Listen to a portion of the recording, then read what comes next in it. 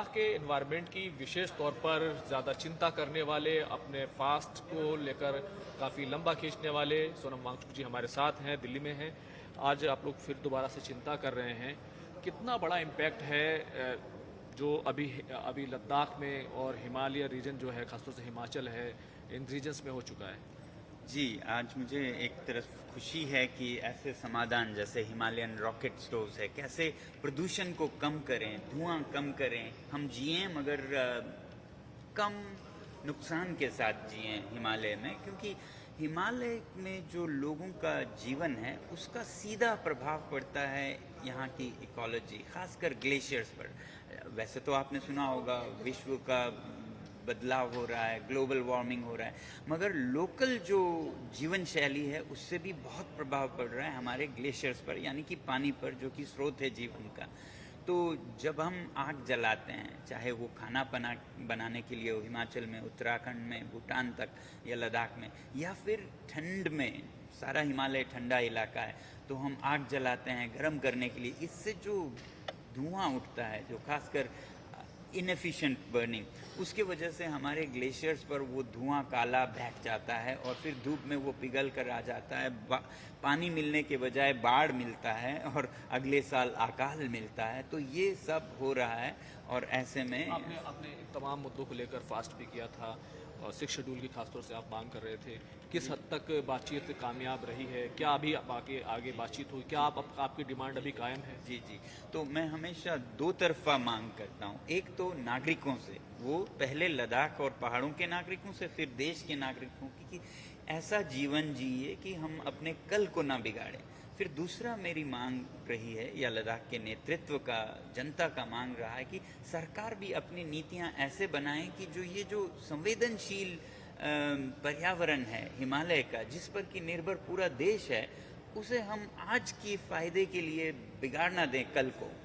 तो इसके लिए हम सरकार से मांग करते आए हैं कि जो आपने वादे किए थे 6वें शेड्यूल में संरक्षण देने का, ये कोई बातें नहीं थी किसी लाउड स्पीकर से, ये लिखित में है, घोषणा पत्रों में चुनावें जीते गए हैं, तो इनको हम याद दिला रहे थे। अब चुनाव आने से पहले तक हम याद दिलाते रहे अनशन करके भी, पर जब लद्दाख में चुनाव होने लगे तो हमने इसका थोड़ा सा एक वो रखा कि असर ना हो सीधा, हम नहीं चाहते थे ऐसा असर हो। अब चुनाव खत्म हुए, हमारी उम्मीद थी कि सरकार हमारे नेताओं को बुलाएंगे बातचीत शुरू करने के लिए, मगर लगभग 2 महीने होने को आए और ऐसा कुछ नहीं हुआ है। तो आज ही मैं लद्दाख में ये कह रहा था कि अगर 15 अगस्त तक ऐसा कोई बुलावा नहीं आता है तो हम समझेंगे कि हमें भूल गए हैं, तो हमें फिर 15 अगस्त के दिन अनशन दोबारा शुरू करनी पड़ेगी।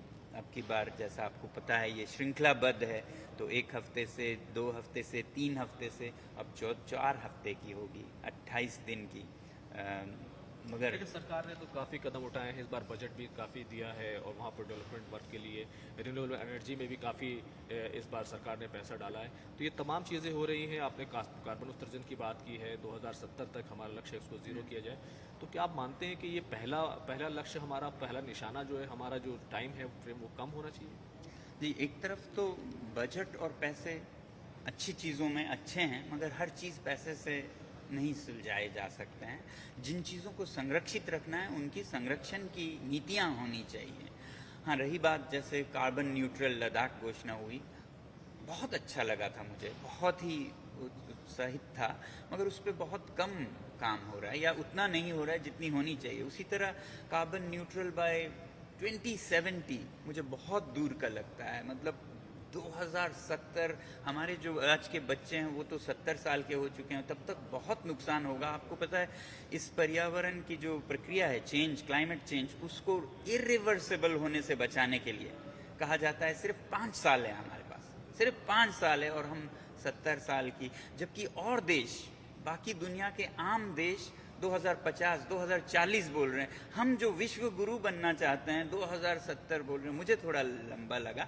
मुझे उम्मीद है, मैं अपील करना चाहूँगा सरकार से, प्रधानमंत्री जी से, इस पर दोबारा गौर करें और भारत सच में विश्व गुरु बन के दिखाए कि हम ड्रास्टिक कदम लेके एक मिसाल रखेंगे, उदाहरण रखेंगे दुनिया के। आपसे विशेष और लंबी बातचीत फिर बाद में करेंगे।